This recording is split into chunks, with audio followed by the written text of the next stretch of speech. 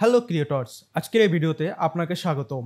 আজকে আমরা Adobe Premiere প্রোতে repeal edit এবং রোলিং এডিট টুল সম্পর্কে আলোচনা করব। তো চলুন ভিডিও শুরু করা যাক। অ্যাডোবি প্রিমিয়ার প্রো ওপেন করার পর দেখুন আমাদের এখানে একটি প্রজেক্ট তৈরি করা রয়েছে যেখানে দুইটা ভিডিও দেওয়া হচ্ছে। আমি এক কাজ করি, এই ভিডিওর কিছু অংশ প্রথমে তো টাইম লাইনে নিয়ে আসি। সেটা করার জন্য আমি প্রথমে এটাকে ডবল ক্লিক করলাম, যার ফলে আমাদের ভিডিওটি সোর্স মনিটরে ওপেন হয়ে যাবে। আমরা এর আগের ভিডিওতে সোর্স মনিটর এবং প্রোগ্রাম মনিটর নিয়ে আলোচনা করেছি। সেই ভিডিওটার লিঙ্ক আমি আইড্রপার অথবা ডেসক্রিপশনে দিয়ে দেবো, আপনারা চাইলে সেখান থেকে দেখে আসতে পারেন। এখন আমি এই ভিডিওটির কিছু অংশ টাইম লাইনে নিয়ে আসবো। তো আমি চাচ্ছি এই ভিডিওটার এখান থেকে শুরু করে এই পর্যন্ত সিলেক্ট করে আমি টাইম লাইনে নিয়ে চলে আসবো। তো সেটা করার জন্য প্রথমে সিলেক্ট করলাম, তারপরে এই ভিডিওটার উপরে ক্লিক দিয়ে যদি নিয়ে এখানে ছেড়ে দিই, এই ভিডিওটার সিকোয়েন্স অনুযায়ী আমাদের একটি নতুন সিকোয়েন্স তৈরি হয়ে গিয়েছে। তো আমি আর একটা ভিডিও থেকে কিছু অংশ যদি এখান থেকে সেম ভাবে কেটে নিয়ে আসি, যেমন এই যে এখান থেকে সাপোজ আমি মনে করেন এখান থেকে এই পর্যন্ত কেটে নিয়ে আসলাম। এখন যদি আমি এই ভিডিওটাকে ট্রিম করতে চাই, তাহলে প্রথমত আমরা যদি সিলেকশন টুল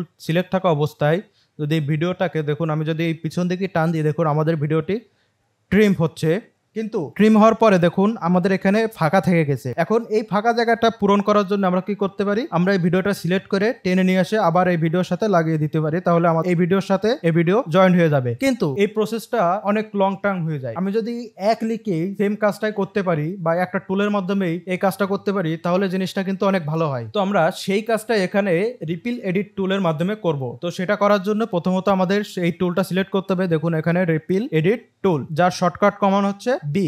আমরা যদি কিবোর্ড থেকে শুধুমাত্র বি প্রেস করি, তাও আমাদের এই টুলটাই সিলেক্ট হয়ে যাবে। এই যে আমরা একটু আগে যেভাবে করলাম যে প্রথমে ভিডিও ট্রিম করে পরের ভিডিওটাকে টেনে সেই ভিডিওর সাথে জয়েন করা, সেই কাজটা কিন্তু এখন আর করা লাগতেছে না। আমি জাস্ট এখান থেকে যেটুকু ট্রিম করব, করার সাথে সাথে দেখুন আমাদের এই সেকেন্ড ভিডিওটা এর সাথে মিশে যাচ্ছে। আচ্ছা, এখানে একটা জিনিস খেয়াল করলে দেখবেন যে আমরা এই রিপিল এডিট টুলটা যত বেশি ইউজ করব, আমাদের ভিডিও ডিউরেশন কিন্তু তত বেশি কম হতে থাকবে। আমাদের ভিডিও ডিউরেশন বর্তমানে এই পর্যন্ত। এখন যখন আমি এই টুলের মাধ্যমে এই ভিডিওটাকে ট্রিম করি, দেখুন আমাদের এই ভিডিও ডিউরেশন কিন্তু কমে যাচ্ছে, অর্থাৎ এইখান থেকে এই পর্যন্ত ভিডিও কেটে যায়। আচ্ছা, এখন মনে করেন আমি চাচ্ছি যে এই ভিডিওটা ঠিক এই পর্যন্ত আসে এবং পরবর্তী ভিডিওর যে এই ফাঁকা জায়গাটুক পরবর্তী ভিডিওর অংশটুকু পূরণ করবে। তো সেটা যদি আমি করতে চাই, তাহলে আমি প্রথমে কি করলাম, আমি আবার কন্ট্রোল জেড দিই। প্রথমত আমি এখান থেকে সিলেক্ট করে এইখানে আনলাম, তারপরে এখান থেকে টেনে নিয়ে এসে এটা এখানে দিলাম, তাহলে আমাদের পরবর্তী ভিডিওর প্রথম অংশটুকু এর জায়গা চলে আসবে। তো সেম কাজটা আমরা দুই ক্লিকে না করে এক ক্লিকে করতে পারি। তো আমি আবার কন্ট্রোল জেড দিলাম, দেওয়ার পরে আমি যদি এখান থেকে রোলিং এডিট টুল এই টুলটা সিলেক্ট করি, যার শর্টকাট কমেন্ট হচ্ছে এন। এবার যদি আমি এখান থেকে সেম কাজটা করি, দেখুন প্রথমত আগের ভিডিওটা ট্রিম হয়ে যাচ্ছে এবং পরবর্তীতে পরের ভিডিওর প্রথম অংশ এর সাথে অ্যাডজাস্ট হয়ে চলে আসছে।